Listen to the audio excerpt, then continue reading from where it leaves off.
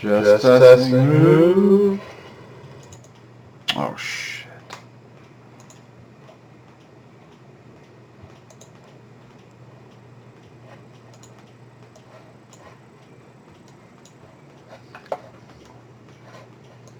Why is this not working?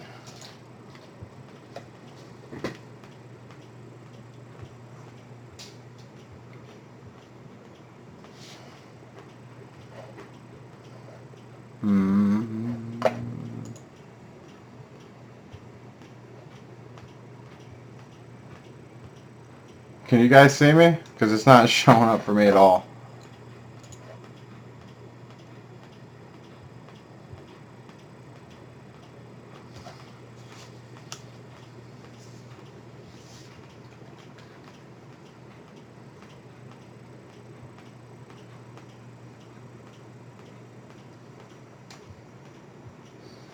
Perfect. Alright. Alright, I'm going to start this over one more time. That way it's, when the recording comes through, it's not all fucked up with me talking like this at the beginning.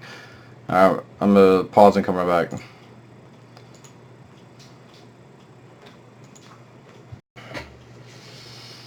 Alright, some technical difficulties here at the beginning, but I think we are good to go. I'm hoping this works out well and everything goes smoothly from here on out. But basically, I mentioned before, but I'm just going to start all over. So, two things to bring up real quick before we get going on the recap. I finally was able to post my project, which was basically an Excel format of the stat book. Of course, we can all go to afldigital.com, get all the stats that you need. Of course, that's where I got my stats, but it's not sortable. It's listed in categories, but if you want to see, you know, just on one screen, you know, be able to go through who's leading touchdowns for receivers, who's leading passing touchdowns, anything like that. The stuff that you need for basically for fantasy, or if you're looking at betting, or if you're looking at how to predict a game, which games you want to watch. Basically, you can sort it now. So just head on over to facebook.com and search AFL Fan Zone. You can get it on there. It's an Excel spreadsheet.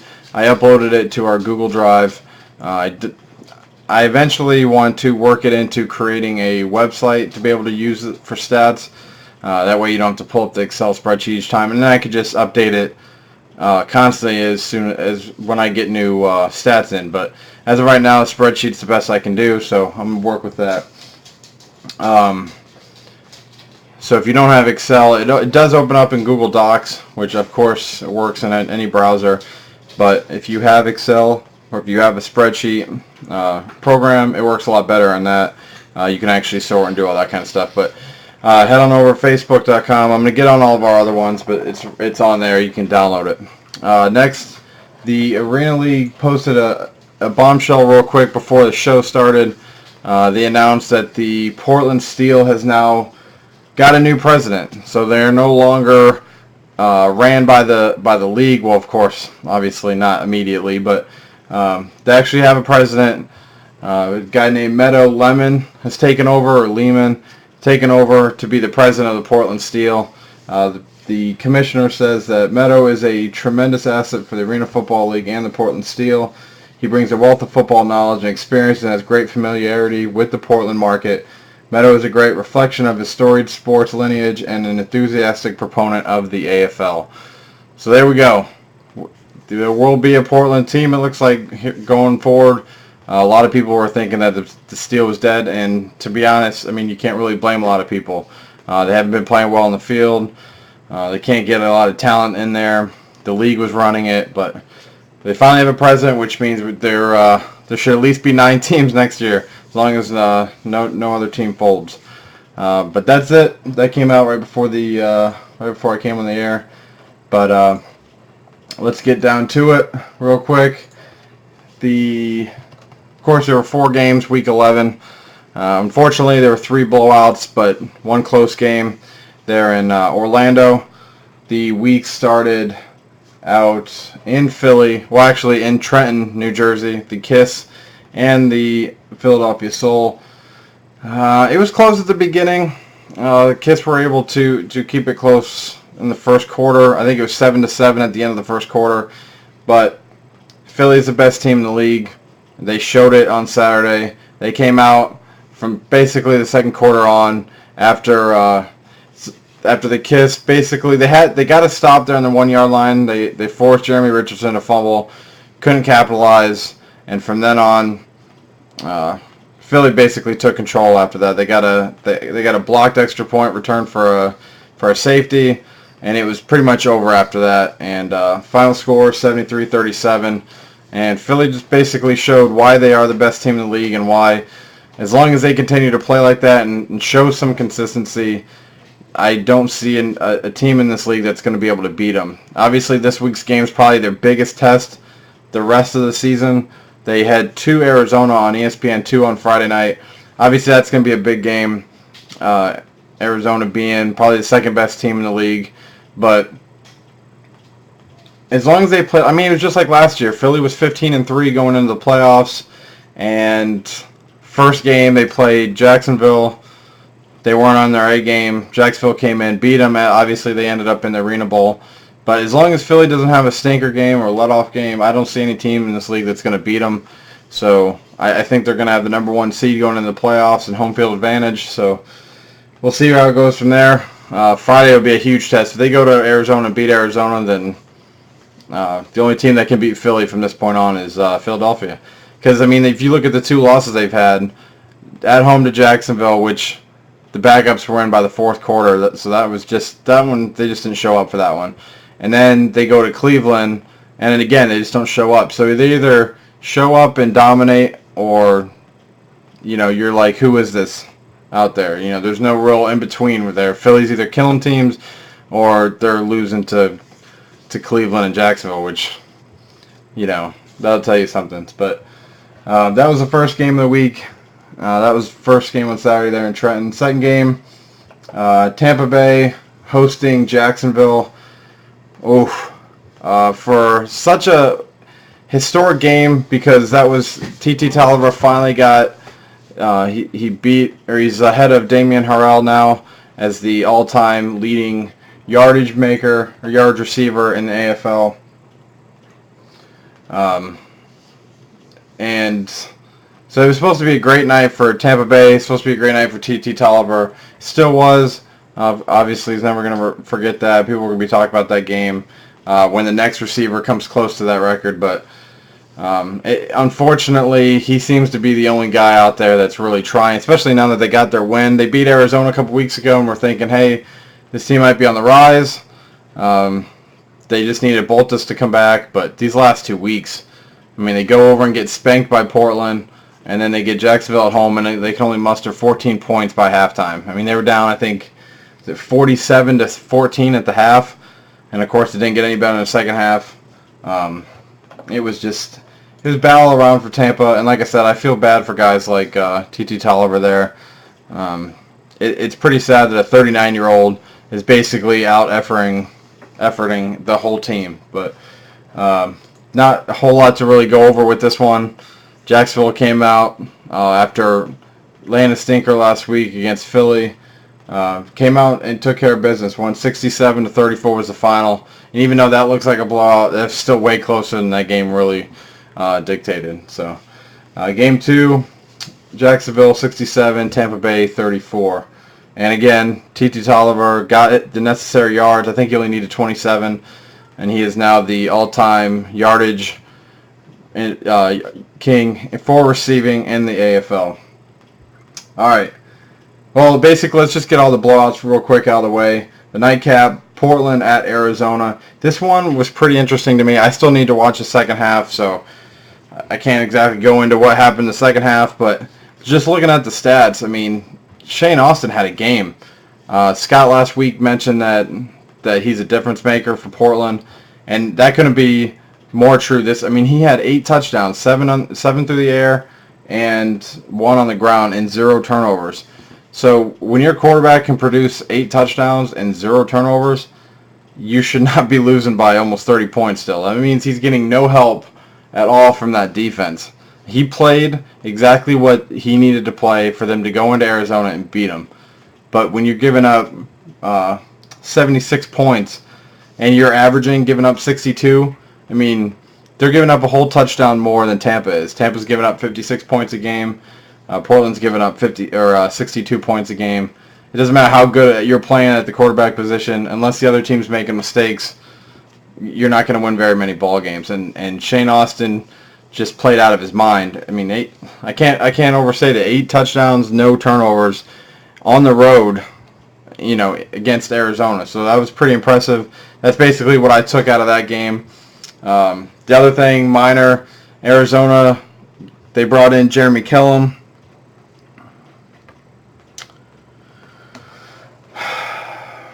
What is going on? Why is it offline?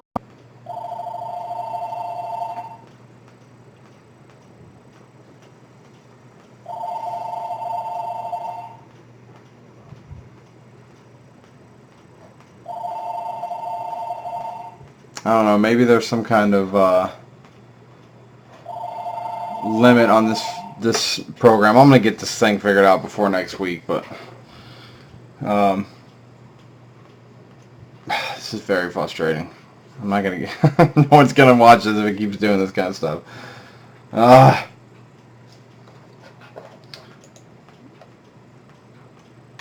Alright, I'm just going to get right back to where I was. I'm not sure where I was, but with basically just mentioning how great Shane Austin's looked. Obviously, they go into Arizona, lose by 30, and that's the third blowout. Like I said, there's 3 blowouts this week. Portland lost 49-76 in Arizona, but the game of the week was Cleveland at Orlando. Orlando won 59-56 on a last-second field goal. The controversy here is the Greg Carr caught, I think it was like a 15-20 yard pass down the sideline. It looked like the fan interfered with the ball.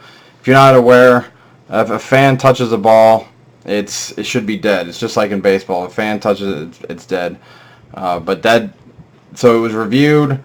They said that the fan didn't touch the ball until after Greg Carr obviously had gained possession of it. So they allowed the catch to stand, put Mark Lewis in position for the field goal, and they ended up winning by 3. So that was a great game. Cleveland was down by 14 a couple times. They started out the game down 14-0. They were down 14 sometime in the second half, and just the resiliency with Cleveland is amazing. Every week, no matter what the kind of injuries that they have or how games go, unlike Jacksonville, who seems to, when adversity hits, they just go in the tank, Cleveland always seems to fight at the end. And Orlando, I don't know how many of these kind of games are going to win. Last week they win on a safety from a freaking missed extra point, or a missed field goal, I should say. And then this week they win on the last second field goal. It looks like Orlando's just playing with fire. They're playing exactly to their competition each week. And it just reminds me of 2014 when Cleveland did that. Cleveland ended up playing like that all the way to the Arena Bowl and hosting it. Obviously, they ended up getting destroyed by Arizona. But either way, Orlando's making just enough plays every week to win ball games. And now they're 9-2. Randy Hibbert keeps getting smacked around, so of course, if they plan to get to the Arena Bowl like Cleveland did a couple years ago, they're going to need Randy Hibbert they're going to need that offensive line to protect him. They can't continue to allow Hibbert to take those kind of shots. And Bernard Morris is a good quarterback, but he's not Randy Hibbert. But yeah, Orlando wins another close one. Cleveland played well, but in the end, Orlando wins by 3 on the last second field goal. All right, so that's all 4 games. Like I said before, obviously there's 3 blowouts and 1 close one. And let's take a look at the players of the week real quick. All right, right here. Actually, it's this one. Sorry about that. Right here, players of the week. Your offensive player of the week goes to Dan Rodaba, of course, for Philly. 20 of 23, 261 yards, 6 touchdowns, no interceptions. Another almost flawless game for for Rodaball, and it's pretty obvious he was going to get the Offensive Player of the Week for that. The Riddell Defensive Player of the Week goes to Jacksonville's great defensive back, Greg Reed. He led the Sharks' defense as they defeated Tampa Bay 67-34. He had 5.5 tackles, 21-yard interception return for a touchdown, and a 48-yard fumble return for a touchdown. He easily, I think, could have had 2 more, and both of them would have been pick sixes. He easily almost had 3 pick sixes in that game. Boltis just played. He played like Jonathan Bain basically on Saturday. He played awful. So Riddell Defensive Player of the Week, like I said, Greg Reed from the Sharks. J. Lewis Small Playmaker of the Week goes to another Philly player, Darius Reynolds, the receiver. He had 10 receptions, 141 yards, and 4 total touchdowns, 3 receiving, and a onside kick recovery. So there's your J. Lewis Small Playmaker of the Week. The Cutter's Catch of the Week goes to Greg Carr, which was that play I mentioned before. Play on the sidelines at the last drive of the game. I think the second or third last play of the game. Great catch for the fans trying to get in the way. AFL, which, by the way, to be honest, I think Jordan Miller, the defensive lineman from Jacksonville, got gypped out of the Cutter's Catch of the Week. If you didn't see it, if you didn't catch that game against Tampa Bay, Jordan Miller is a big guy at defensive lineman. As a tip ball up in the air, he caught it, juked a couple guys, ran about 20 yards. It's pretty entertaining and definitely a very athletic play for 1, a young guy, and 2, a big guy. So I thought for sure he was going to get the catch of the week, but of course the Orlando play and with Greg Carr meant more to the end of the game. But either way, that was an amazing catch by Jordan Miller for Jacksonville. And the highlight of the week, obviously, goes to T.T. Tolliver, getting the record. And he now has 15,232 yards. Let's see. Let's look at the standings.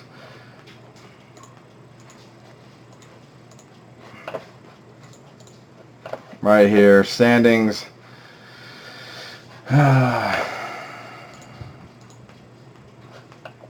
right. So American Conference doesn't and nothing changes. Philly's still number 1. Orlando's number 2. Jacksonville 3. Tampa's 4. Jacksonville's still holding on.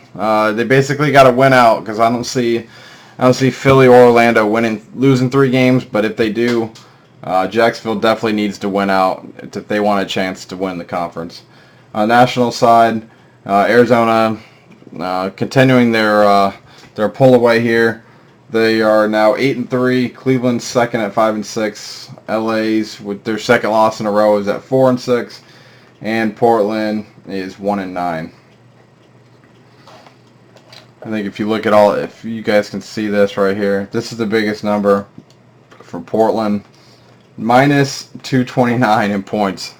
Like I said, that's 62. They give up 62 points a game.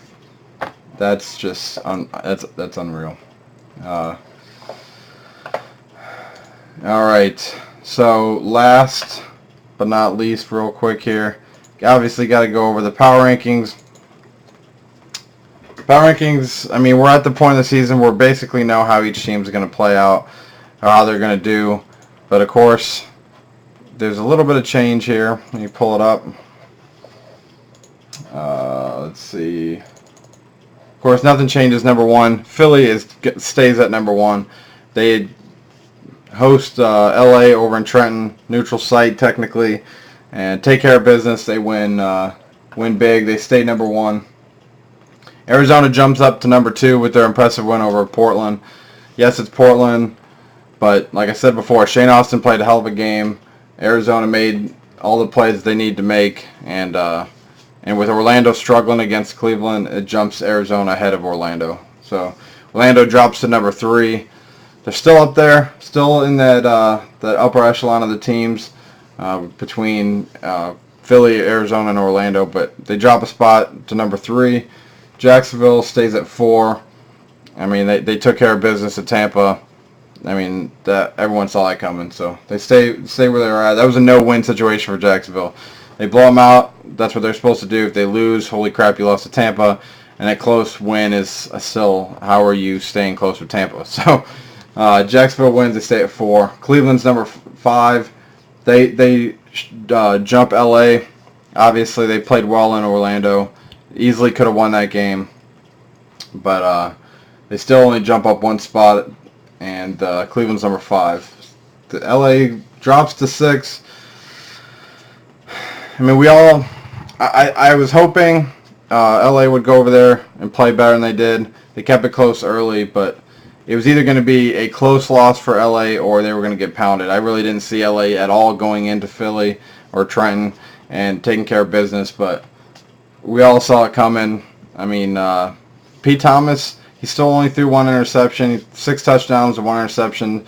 He's now throwing 21 touchdowns to 2 interceptions. So I really think Pete Thomas is going to be a good player in this league if he stays in the AFL. Future's bright there. To only throw 1 interception against Philly is pretty impressive, seeing as that that's now 16 for them. They had 15 going into that game. And that was really just one of those, fluky AFL plays where it bounced off the netting.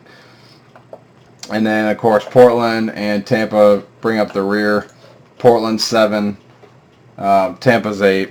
I mean, nothing really changes there. Portland played well enough to stay at 7, and Tampa played just as bad as they have for most of the season, so they stay at 8. So there's your power rankings. Of course, I'll post them here after the show. But real quick, let's look into Week 12. ESPN 2 is back.